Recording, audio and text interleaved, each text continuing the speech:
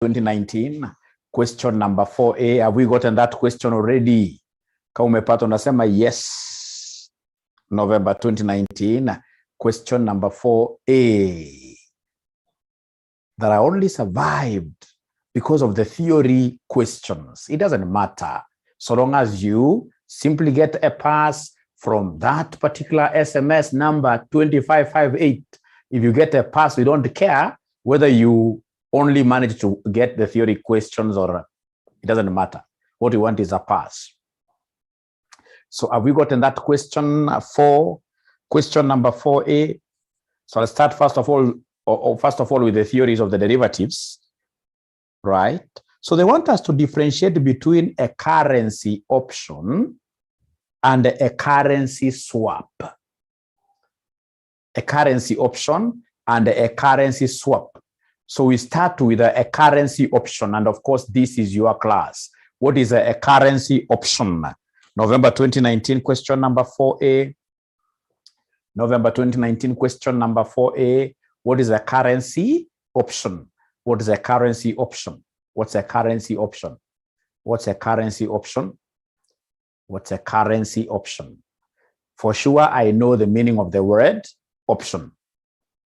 The moment I appreciate the meaning of the word option, then straight away, right, yeah, the concept of choices, I like that. An option gives the holder the right but not an obligation of something, isn't it? Nangoja mwandike, mimi kazi yangu, my eyes are glued on the screen.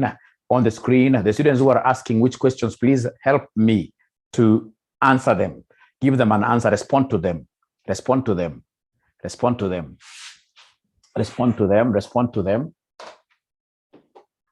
of the theory bit, I don't think you need my video really.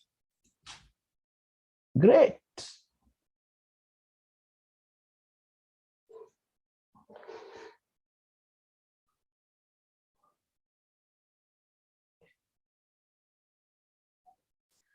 So tell us, ladies and gentlemen, that a currency option, I hope you'll be able to write very fast.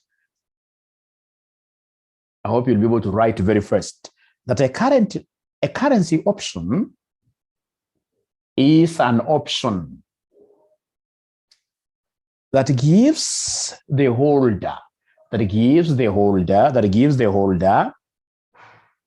the right but not an obligation. That gives the holder the right but not an obligation. To buy or sell.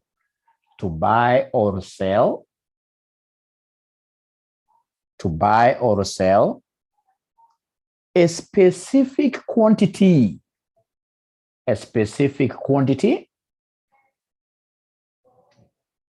of an underlying security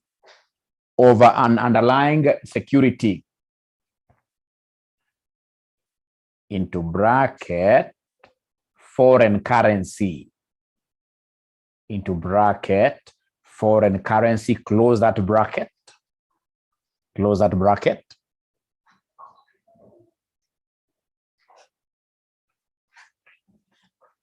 At a specific exchange rate. At a specific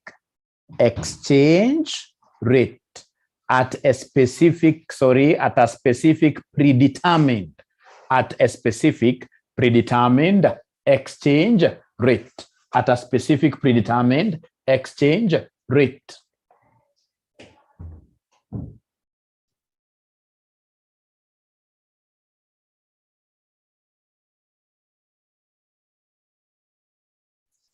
So, ladies and gentlemen, I hope you've been able to take that particular definition, that a currency option basically is that option that gives the holder the right but not an obligation. I'm not obliged.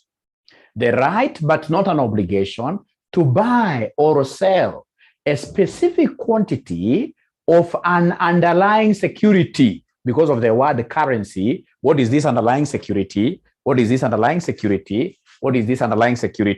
underlying security is a foreign currency.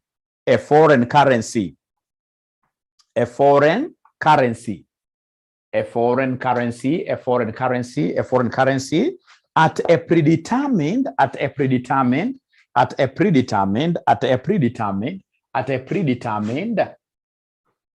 exchange rate.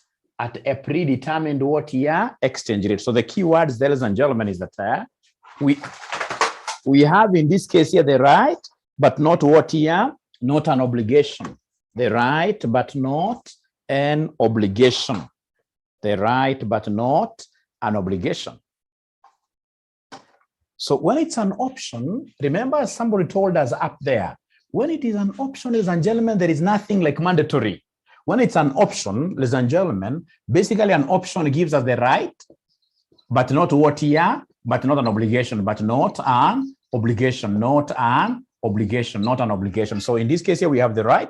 If we feel at that particular time of execution, if we feel that this right is beneficial to us, this option is beneficial to us, we exercise. But if we feel that we shall make losses when we exercise it, then automatically we will not exercise it, we will not go for it, right? Remember, we have got generally two types of options. Is there anybody who is able to remember these types of options? We have what we call the put option, and what here somebody call option. Put option, stroke call what here? Call option.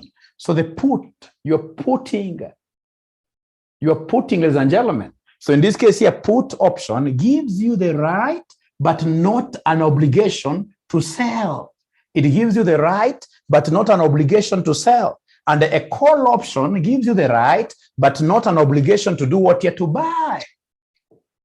Gives you the right, but not an obligation to buy. So most importantly is for us to really appreciate up there where we said that a currency option gives the holder the right, but not an obligation to buy or sell. That is a currency option. But now down here, we are able to really narrow this down into two types of options. Put gives you the right to sell. Call gives you the right to do what you're to buy, like that. And then, ladies and gentlemen, on the same line, they want us to define the currency swap. They want us to define the currency swap. Is there anybody who can help us define this currency swap? I'm giving you a minute. Is there anybody who can help us define this currency swap? I'm giving you a minute. A swap. What's a swap? What's a swap? What's a currency swap?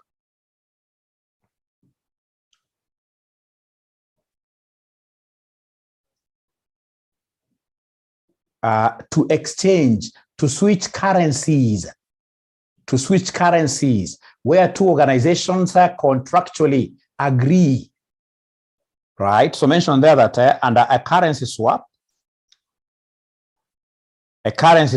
is a formal agreement, whereby two organizations contractually agree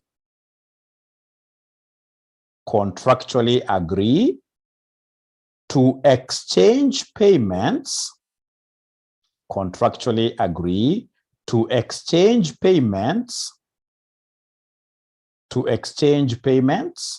on different terms, on different terms, e.g. in different currencies,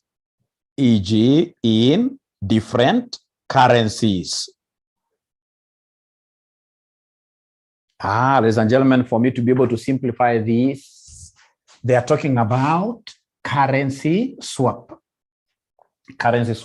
So we'll have two organizations here. We have company A, company B. Company A could be based in the US. Company B could be based in Kenya. Now, company A, ladies and gentlemen, for example, could be wanting to invest in Kenya. And perhaps in this case here, these guys here want what here? 100 million. They want 100 million Kenya shillings.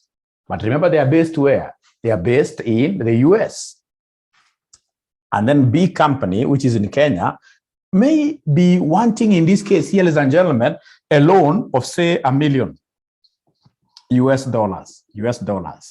So in this case here, of course, I've chosen to work with 100 million and 1 million because I know averagely, on average, of course, I know that it's quite at a lower level, but averagely, we can talk of $1 being equal to 100 Kenya shillings. 100 is the base, is our base. You can see in this case that these amounts are quite what here, almost the same. So, you know, it will be very easy for a company that is based in Kenya to access these 100 million Kenya shillings in form of a loan. It will be able to go, for example, to Equity Bank home here, and they structure a very good arrangement. They are known here in Kenya.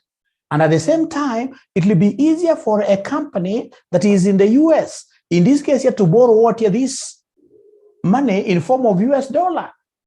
So then what will happen is that, given that this, of course, you are aware that the two companies cannot just start transacting like that, the two companies must be in a relationship.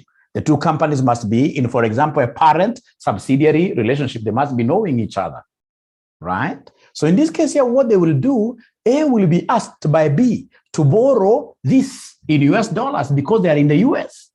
And A will ask B to borrow, in this case here, this in Kenya shillings, because of course it's in Kenya. And then what will they do? They will exchange the obligation. They'll exchange the obligation. So basically they are going for this swap because of the preferable, right, interest rates that they'll be able to get when they borrow in their local markets, after they've been able to tap onto these advantages of borrowing in their local markets. Then what do? They swap. Hey, you wanted to invest in Kenya. You wanted 100 million Kenya shillings. This is your money. Now you can use it the way you want. But of course, they know that they're basically exchanging obligation. So whenever we talk of currency swaps, we are exchanging obligations. From there, ladies and gentlemen, they want us to differentiate between an interest rate swap. Same concept. Interest rate swap vis-a-vis interest rate collar. Interest rate swap vis-a-vis interest rate what here? Collar. So again, we have company A, we have company B. So company A, ladies and gentlemen, in this case here could be having a loan of say 10% fixed. It's a fixed loan, 10% per annum fixed loan. And then B could also be having 10%. In this case here, floating. A floating loan. This is a fixed loan of say 10 million Kenya shillings. And also this one here is 10 million Kenya shillings. Now, ladies and gentlemen, remember that always grass is greener on which side? On the other side. Grass has never been greener in your area, not unless you really know how to water your own grass. Grass will always be better on the other side. That is why most of us in this case here are really dreaming of getting jobs at the UN, But if you go to the UN today, you will still get so many people working there who are still doing applications to other companies out there, other organizations out there, because they are dissatisfied there. Because according to them, their grass there is not greener. So the same case, you will get this company where they are. When it's fixed interest, it means what? It will be 10% of 10 million, which is $1 million every year interest, every year. So you will get these guys saying, we wish we knew, would have taken a floating interest rate. A floating interest rate means what here? That when the interest rate in this case here changes in a particular market, of course, if it increases, then automatically the banks increase your rate of interest automatically, right? Like right now, people who are on a fixed loan, companies that took a fixed loan interest, they are really smiling to the bank. Because after that cap of 14% was lifted, we now have, in this case here, very many banks, in this case here, which have taken the interest rate so high. That is why this year, there is no bank, even a family bank, there is no bank that has posted a loss. All banks are posting supernormal profits because already they are now overcharging their clients. So if there is any company that has taken, ladies and gentlemen, a fixed interest rate, then this company automatically is now enjoying. But now that is not the point for this. The point is here. So you'll get a company saying, we wish we knew. We would have taken a floating loan interest, a floating interest loan. And then B on the other side is also admiring a company in this case here that may have decided to take a fixed loan. So then what will happen, of course, these guys here will always go to their bankers and tell their bankers, hey, is there a possibility of us changing our obligations, of us changing from fixed to floating? Another person goes to the same banker, hey, can we be able to change from floating to fixed? And then now what will happen, because the amounts are the same, this banker will call these two, for instance, gentlemen to some table, tell these gentlemen that, hey, I've had both of you in this case, you're speaking like you would want to change your loan obligations. Your loan obligations.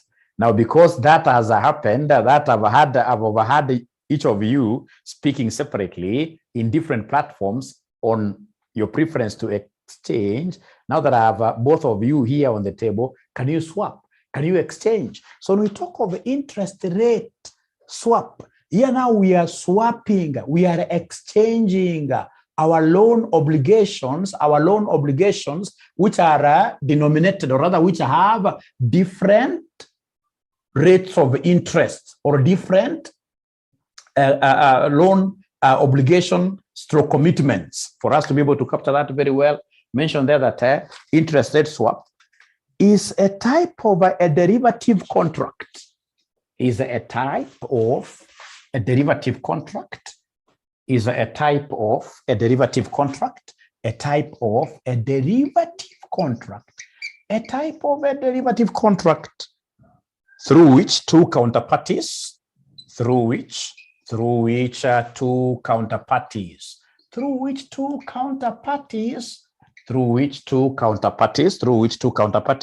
agree to exchange one stream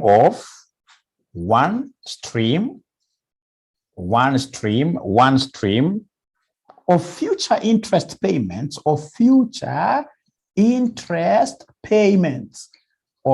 interest payments, for another,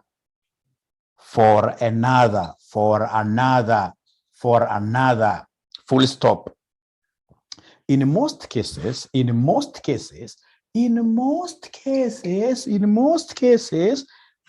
rate swap,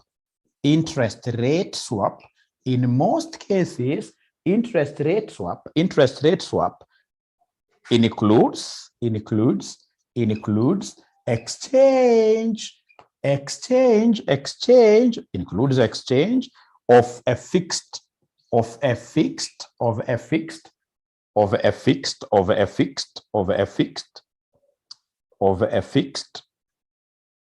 interest rate for a floating rate.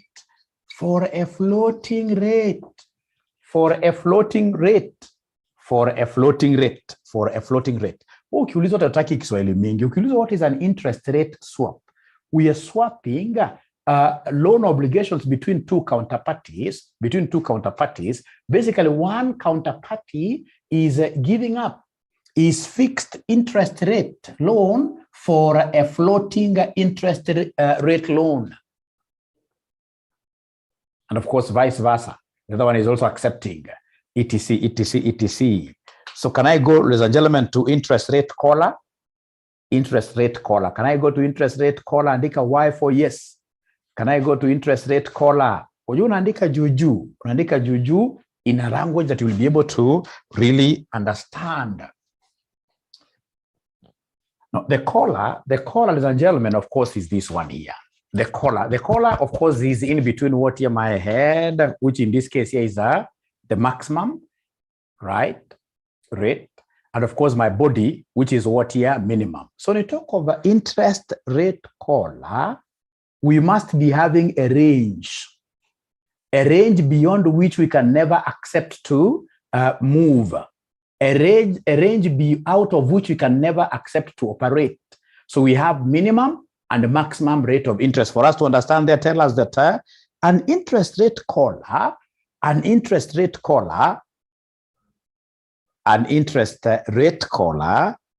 is an instrument,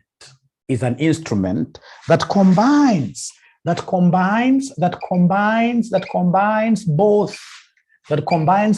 a cup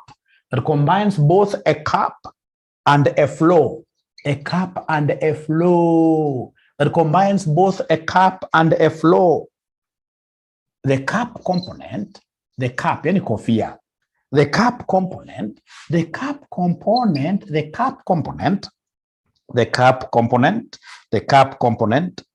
gives the investor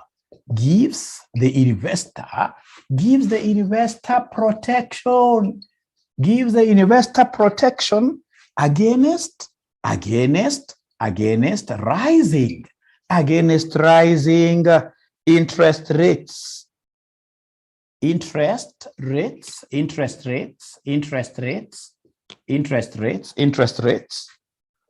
by guaranteeing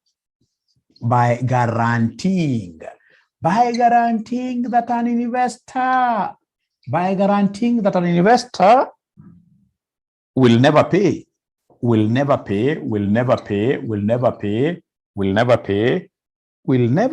above a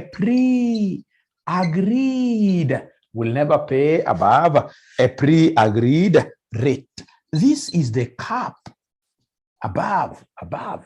Remember, it's a collar. So collar hapa juu kuna cap na chini kuna flow. Right. Abracadabra, mimi nataka kuvuta hii, naweza kuandika kuhusu flow. Naweza kuvuta hii haraka, naweza kuvuta haraka. Unasema yes, haraka. After all, you guys will be able even to share these notes kwa group. Yes. So after full stop there, move on and tell us there that the flow component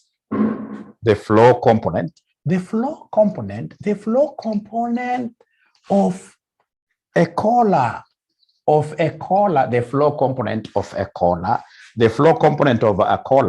allows the investor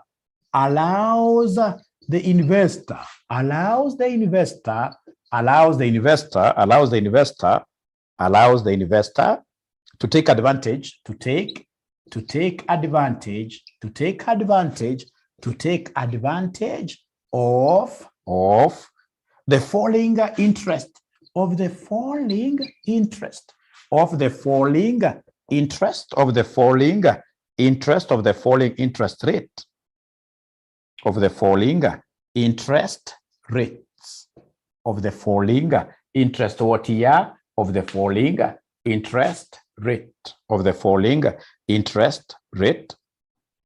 of the falling interest Ayo inatosha wewe. So long as umesikia kidogo, usitoke bure. So basically here the investor will be told, in this case here, your level of operation is between here. If, for example, central bank's interest rate exceeds this, us will be able to cushion you from any excess, right? And for us, of course, when you are lending money to us, whenever you're lending money to us, also, should these rates here go below this, of course, there is no way we'll be able to. So you are cushioned either way. You have a minimum, you've got what here, a maximum. And then we have Roman 3, difference between hedgers and speculators.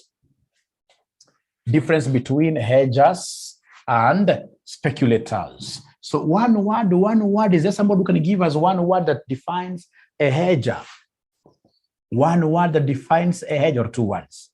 Who is a hedger? Who is a speculator? Who is a hedger? Who is a speculator? A hedger, of course, in this case here, to hedge is to fence.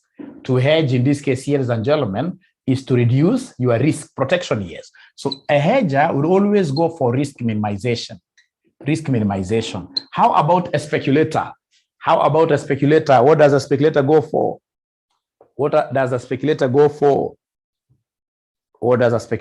Profit maximization. Thank you very much, Zamzam. Profit maximization, yes. Profit maximization. So basically, speculators buy and sell derivatives to make a profit. They buy and sell derivatives to make a profit.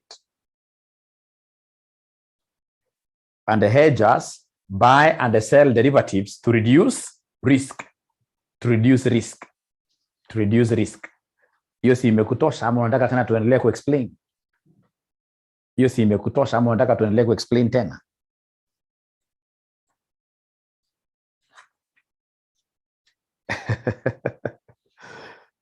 Tuna explain nini? Ukisikia tu hedging, you are reducing what here? Risk minimization.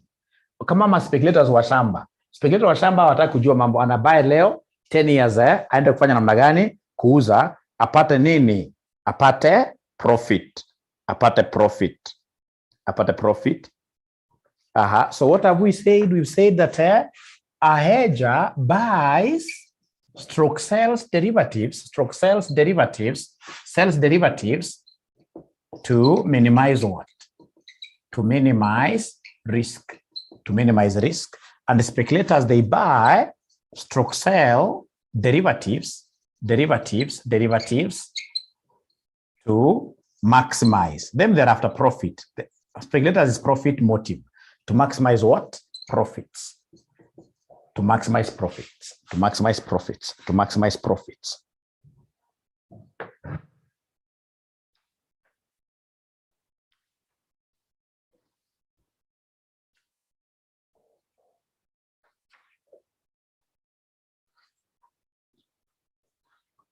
Okay, so I hope that is okay. The other thing that I would want you guys to look at, I would want you to look at November 2016, question number 5. November 2016, question number 5. November 2016, question number 5. November 2016, question number 5. November 2016, question number 5. Is there anybody who is able to see that question? Anyone who is able to see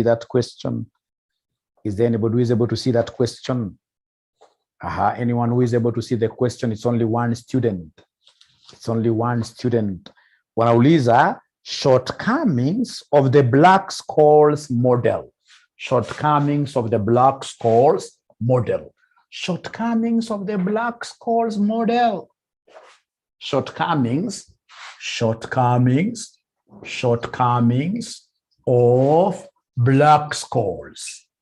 of Black-Scholes model. Iko mwanafunzi anaweza kukumbusha mwalimu haraka haraka? 5A, yes. Iko mwanafunzi anaweza kukumbusha mwalimu haraka haraka hizo shortcomings? Oye, shortcomings ni sawa na disadvantages. Shortcomings ni sawa na assumptions. Shortcoming ni sawa na assumptions.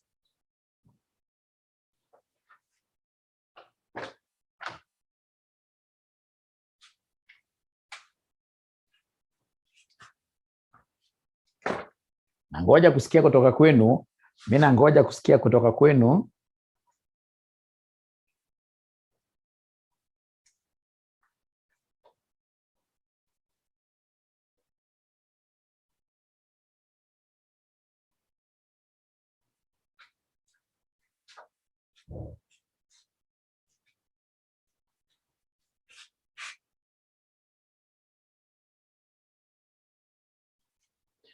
Ladies and gentlemen, this model assumes that so many things are what here are constant.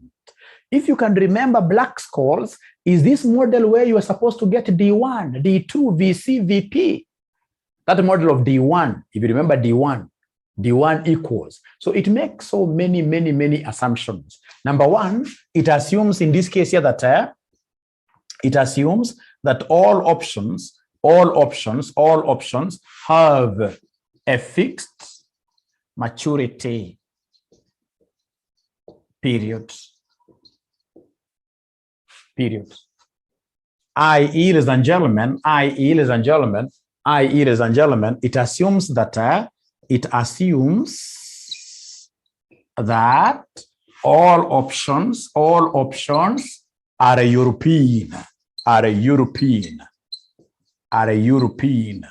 All options are European. It assumes that all options are what here? European. Hata mnajisumbua tu bure. Ningekuwa nyinyi singekuwa hata najishughulisha hata ni sitting gani. unaandika kama mimi hapa, shortcomings of Black-Scholes model.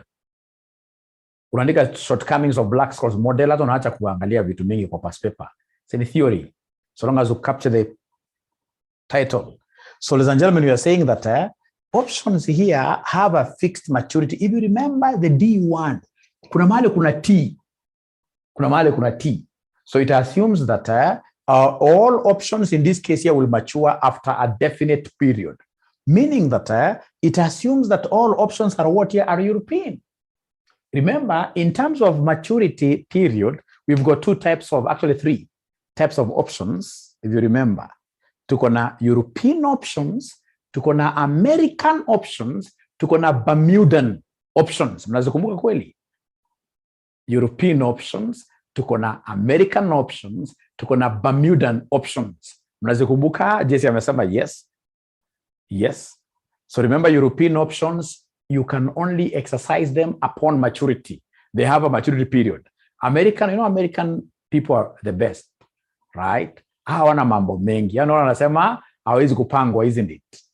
Right? You can exercise an American option anytime before maturity. And of course, American options, ladies and gentlemen, because of that property, we cannot use this Black-Scholes model to really evaluate them. Yes. So number two, the other assumption that you guys are supposed to remember very fast here is that this Black-Scholes model assumes that the rate of interest, it assumes that the rate of interest is known in advance, and will remain constant.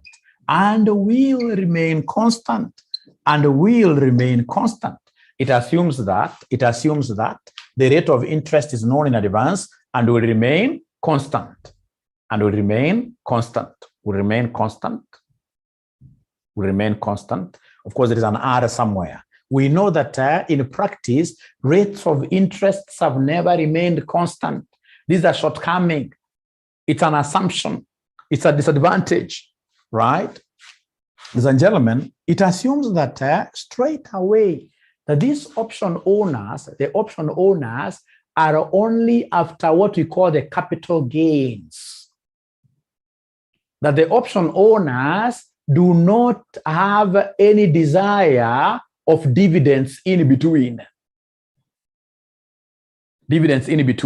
All of them will keep on, in this case here, selling these options here from one counterparty to another counterparty because they're only looking at what here, the capital gain. So it makes an assumption that there are no dividends being paid at the middle here, which is very wrong. Who will go for an asset? Yes, Roba amesema vizuri kwamba volatility will remain constant. Volatility, the standard deviation, the standard deviation is known in advance and will remain constant. How can it remain constant? And the keyword here is volatility. That's a big shortcoming. It's a big shortcoming. Remember, it also assumes that these capital gains, the returns, are normally distributed. They cluster around some mean. They cluster around what here? Around some mean, which may not be practical.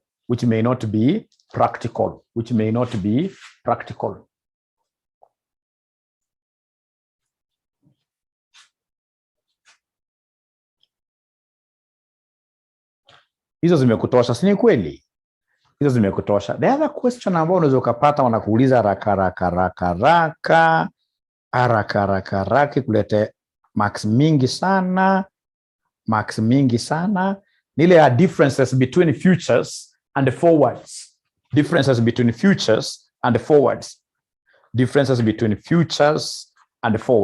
Hiyo unajua sana.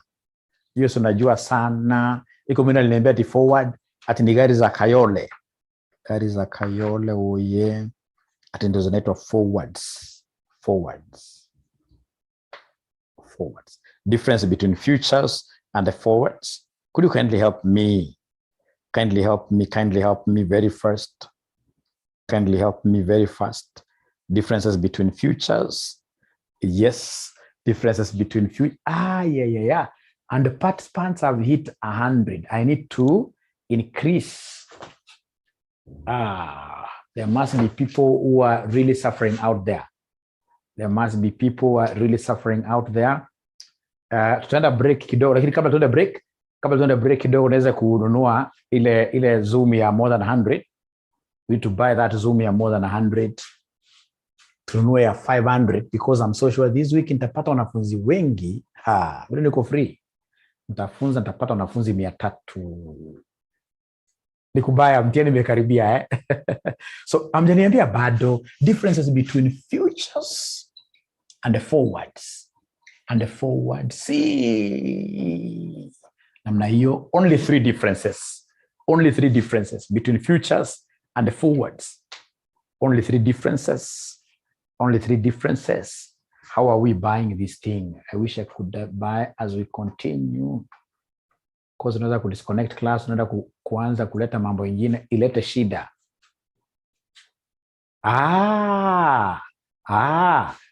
Wanasema namna hii. MD Jesse alikataa kuniambia kama ni msichana ama ni mvulana. Akiwa aliniambia mwalimu usiulize hivyo. It doesn't matter, but it's good for me to know. Wanasema namna hii kwamba futures are dollar denominated.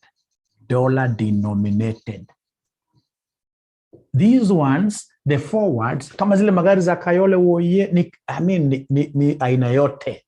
Ni other currencies. Wana kustua kwa barabara wa jamani hatari sana. Hawa ni hatari. Yes. Na ngoja muweze kuniambia number 2.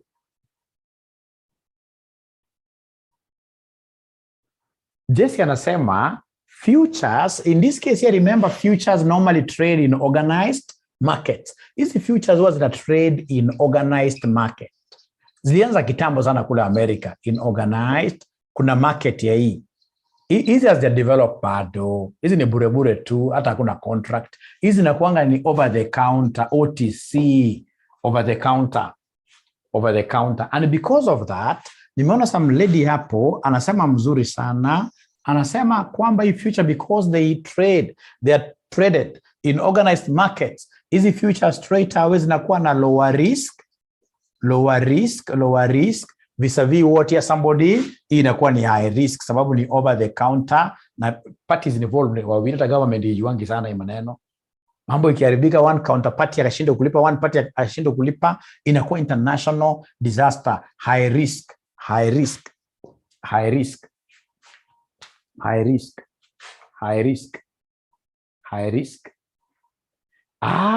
Fatma anasema futures are standardized.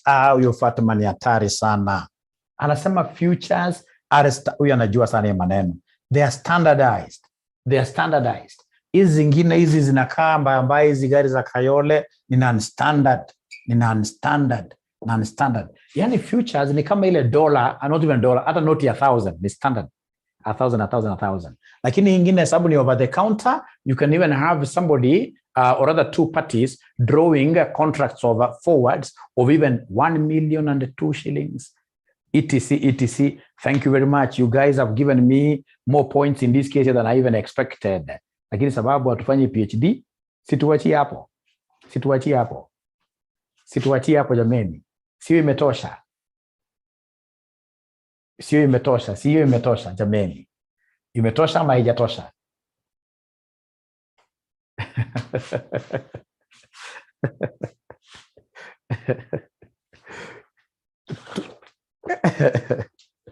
Imetosha, si ni kweli? Hapo imetosha, asante sana. Asante sana. Now, ladies and gentlemen, that takes me to November 2019, question number 3A, where they asked us to give them functions over IMF, functions of the International Monetary Fund, functions of the International Monetary Fund. Unaweza ama uwezane nayo. Functions of the International Monetary Fund. Functions of the International Monetary Fund. International Monetary Fund. International Monetary Fund. Very good. Gilbert anajua sana. Advisory role. Advisory role. Kama saizi wanafanya sana. Hii mambo ya COVID. Yeah. Advisory role. That is very important. Facilitation of international trade. I love that. Facilitation of international trade. Facilitation of international trade. International trade, simply because they would want to correct what we call negative balance of payment. Facilitation. Promote exchange stability. I will take that one, Robert. Promotes exchange stability. Promotes exchange stability. Like right now, they are very happy, given that the Kenya shilling is really losing value. They are very happy because, according to them, they are saying that Kenya shilling is even more weak. It's the government which is trying to protect it. If the government was to leave Kenya shilling onto some open market, there will be a free downfall of the Kenya shilling. They are projecting that $1 should be about 130 Kenya shillings, which will be very, very bad for an importing country. Net importer. Nyambura anasema some people are locked outside because of the 100. We shall overcome. Waambie wangoje video, tusimami. Waambie wangoje video. But next time, please, nikimaliza tu namna hii at 9:30, nikimaliza namna hii, next time ta make sure kwamba nime increase capacity. Poleni sana. Waambie wangoje video, tena wasikasirike. Sasa hizi wakati wakasirika. Ukasirika unajaribia mambo mengi sana. Kama hii Zamzama anasema elimination of balance of payment disequilibrium, you can take it also as a separate point. They also give, in this case here, yes, loans to member countries. Although this is never a major objective of what your IMF, only to your exchange rate stability, promotion of what here, international trade, advisory role. Kabla kupatie hii, wanakuambia kwamba they are our advisors who have to look at, yes. Now, how about, ladies and gentlemen, promotion of investments? I love that. I love promotion of investments. How about roles of World Bank? Roles of World Bank. Uyo ukigoogle haraka. Roles of World Bank ni gani? Patapotea. Roles of, asema za IMF, hapana, asante, lazima unaanza na advisory. Advisory na apply kwa zote. Advisory, giving in this case here, member countries, development loans. Nimeona mnasema kuhusu guarantor. It comes in as a guarantor whenever two nations, technical services to member countries, ndio sawa na advisory. Technical services to member countries, yes. For economic and social development, yes.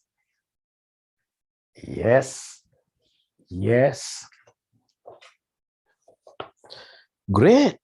And I'm so sure that all of us really would have gotten all the marks there. All of us would have gotten all the marks there. Kuna kaswale waliwaletea ka transfer pricing. Ka May 2018, question number 5. May 2018, question number 5.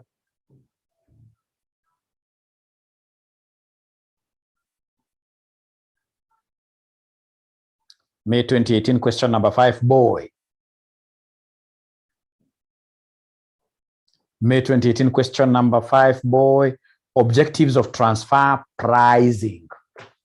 Objectives of transfer pricing. Objectives of transfer pricing. Objectives of transfer pricing. So objectives of transfer pricing.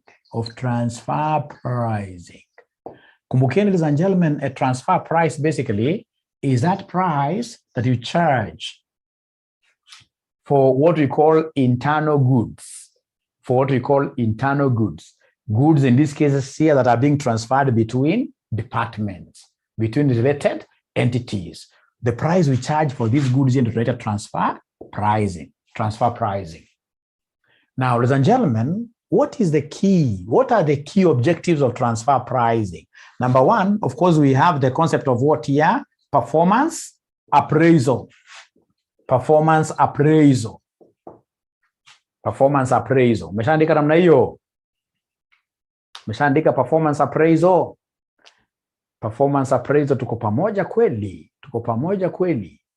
Performance appraisal. Thank you very much. Performance appraisal, why is this a very important point katika transfer pricing? It's because of what here, ladies and gentlemen, transfer price is able to change all these departments to profit centers. Remember, profit equals revenue minus cost. Initially, this, what we used to call landlocked. The landlocked departments. These are landlocked department that does not have access to external customers. Haikuanga na mbeshashi yake, haikuanga na revenue yake. But now, because of transfer pricing, now we have revenue for this department, and as such, it becomes what here? A profit center as well. Kama hii kuna revenue yake, kuna cost yake. Now, why did we introduce this concept of transfer pricing? Remember,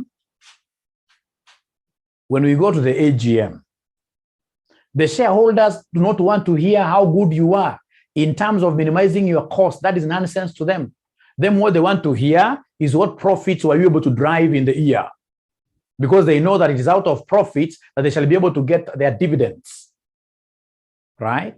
So then they wanted to have a way that every customer, or rather every department of this organization here, regardless of whether it has got its own external customers or not, they wanted a way that each department was to be changed to become a profit center. And they found out, ladies and gentlemen, that to be able to do that, then this thing of us transferring goods to our sister departments for free is hogwash, is nonsense. We have to transfer these goods to our sister departments at a fees, so that we change all these departments to what we call profit entities. When they are profit entities, it becomes easy for us to be able to appraise their performance using a common denominator, which is profit, which is basically a metric loved by the investors. So I love that. That's number one. Number two, somebody has spoken about what is divisional autonomy. Divisional autonomy. So we want these two divisions here to be what here? Autonomous. If I feel that unanifinya na hii transfer price yako sana, umecharge expensive, remember, if I'm an autonomous, independent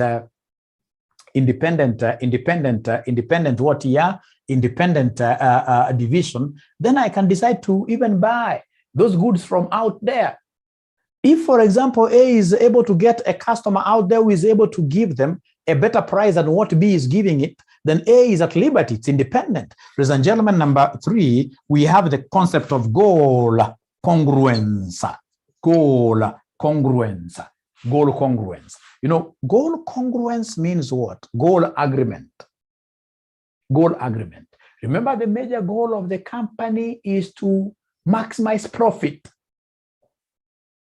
So when you charge transfer price, and then automatically the departments now are also able to talk of profits throughout, then we are having divisional goals being the same as what here? Organizational goals. What we call goal congruence, right? Please have seen somebody use a Merab tax evasion, right? That's not a very good terminology. No. We talk of minimization of global what here? Taxes. Minimization of global taxes. Number four, we have here minimization of global taxes. What you'll get some books calling what here? The concept of shifting profits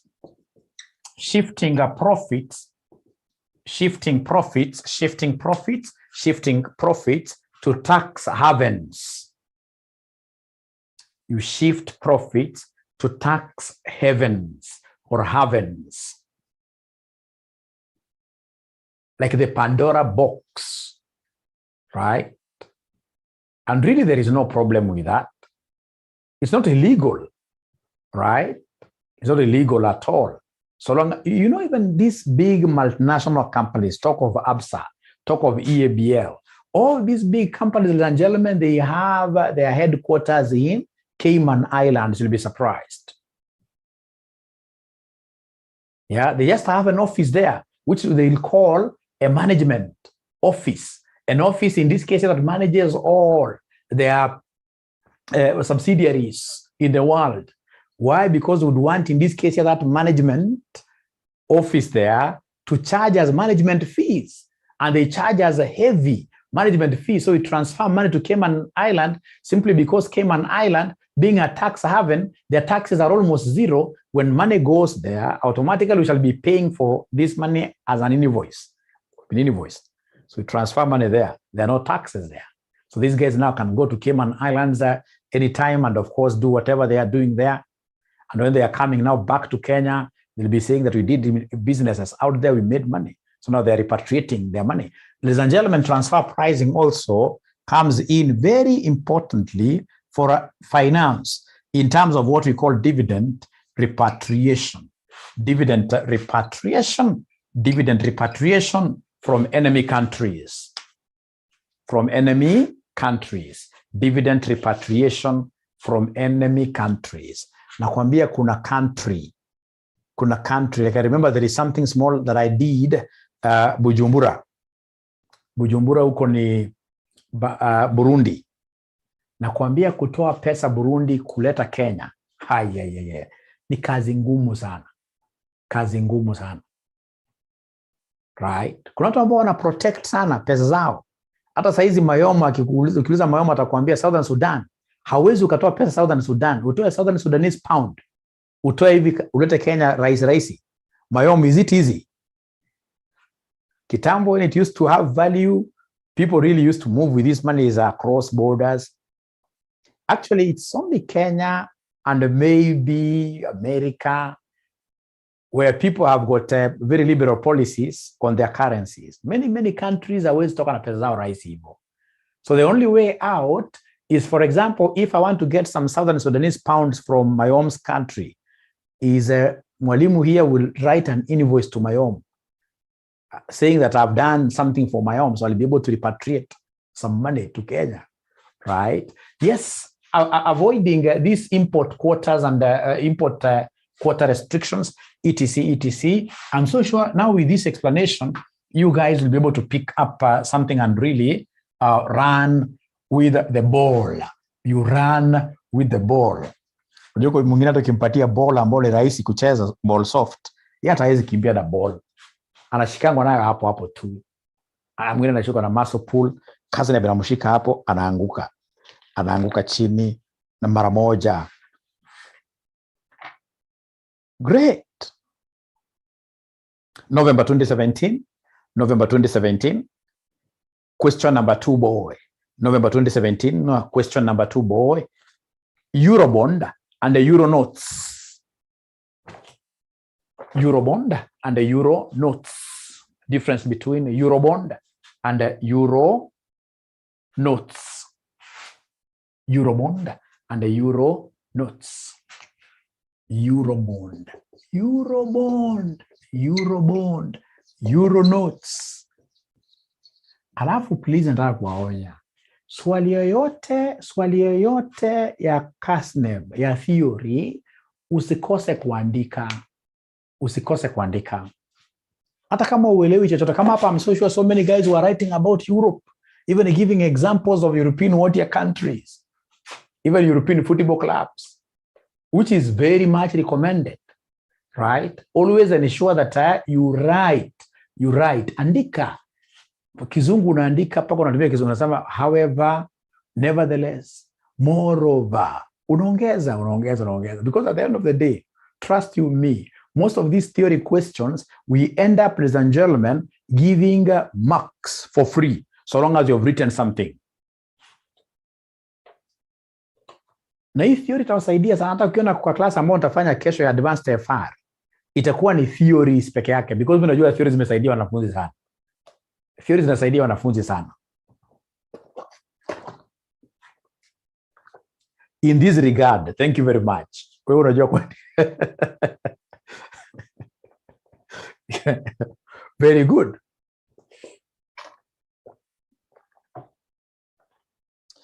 Ukiomba script extra, that is very important, yes. That is very important, yes. Yes. Right? Yes. Sasa niambieni, what is a euro bond?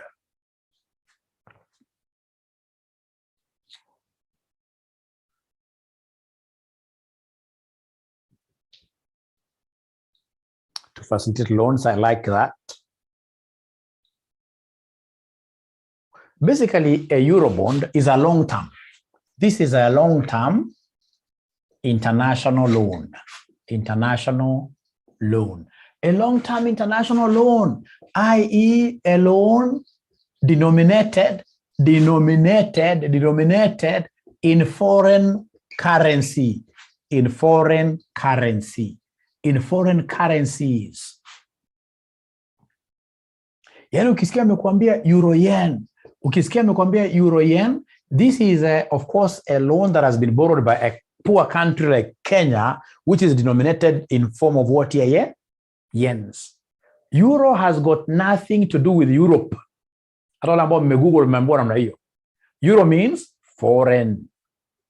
Foreign.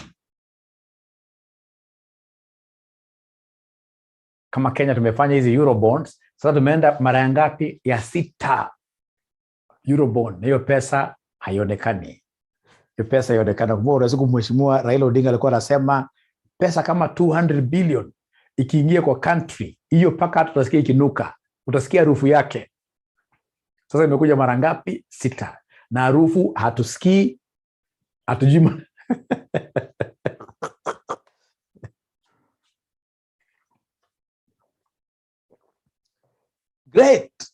Great. 200 billion. So, nakumbuka Kenya, huwa tunaomba kutoka countries gani? Britain, Germany and US. Hiyo ndio brakadabra, ya hata China, tunaomba sana. Now, how about euro notes? How about euro notes? Euro notes. How about euro notes? Euro notes.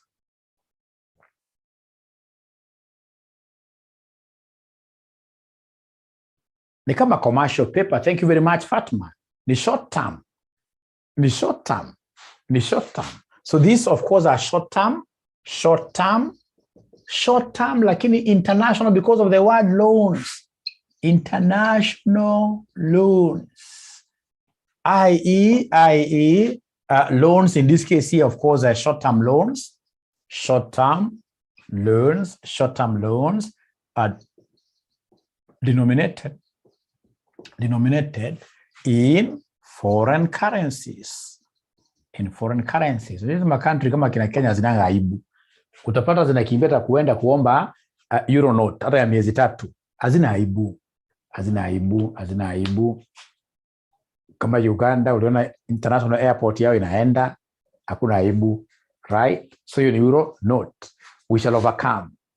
Now, Roman 2. Walisema an option in the market, in the money option, and out of money option, and out of money option, and out of money option. In money options, and out of money options. Yes. Kichwa ngumu kabisa. In money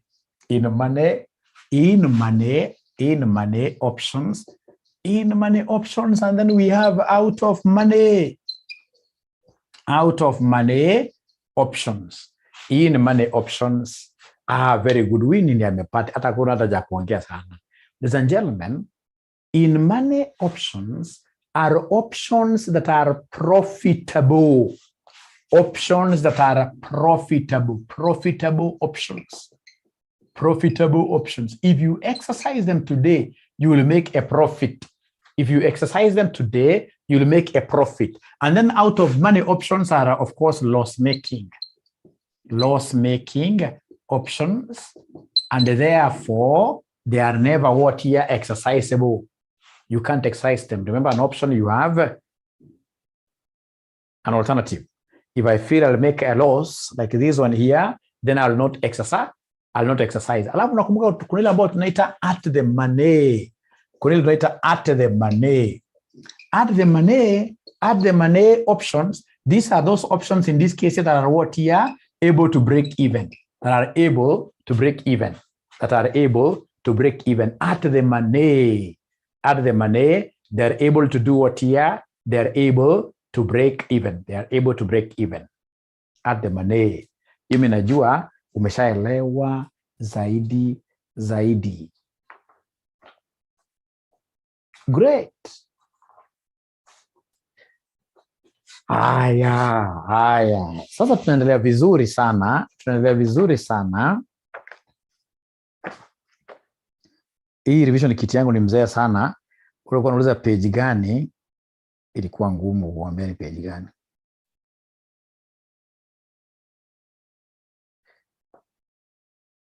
November 2018.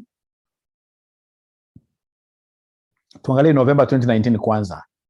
November 2019, question number 1A.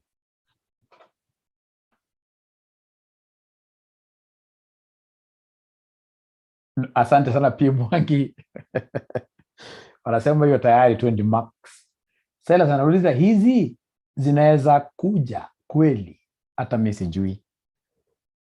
November 2019, question number 1A. Question number 1A. Are we there? Distinguish between insolvency and bankruptcy. Distinguish between insolvency and bankruptcy.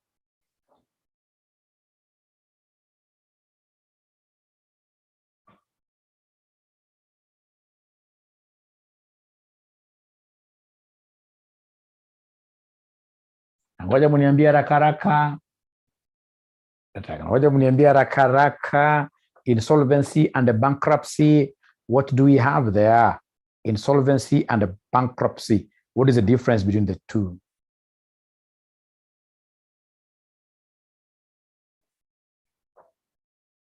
Just squeeze unaonanga watu wengine hata wajui maana ya bankruptcy. Akiona watu wa madeni wamemsumbua kidogo under kotini declaring himself bankrupt.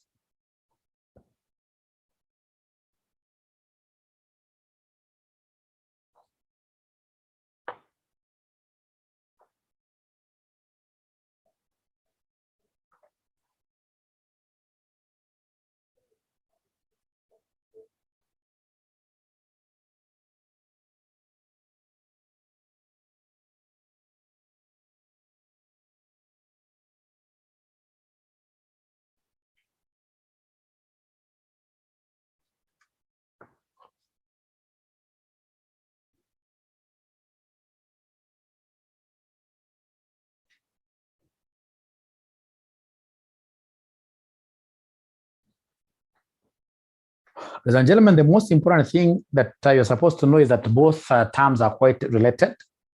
However, bankruptcy occurs when a firm's liabilities exceed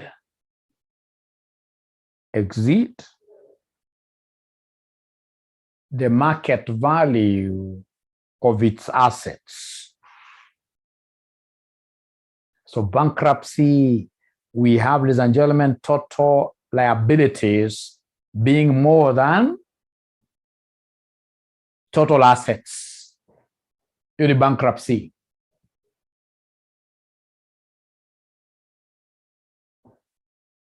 And then, of course, insolvency, ladies and gentlemen, this has got every characteristic of you being illiquid. You don't have money totally, right?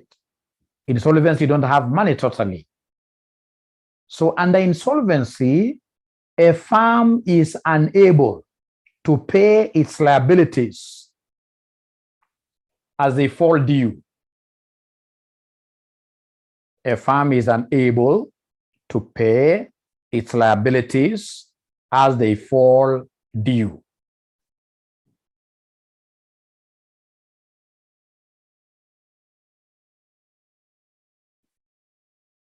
So in short, under insolvency, you don't have money. You don't have money. That is the asset. You could be insolvent, but you still have huge chunks of land around, right? So under insolvency, basically, you don't have what here? Money. And you see at the end of the day, who is going to make these decisions here? At the end of the day, bankruptcy, insolvency, they will find themselves, you'll find yourselves where in court.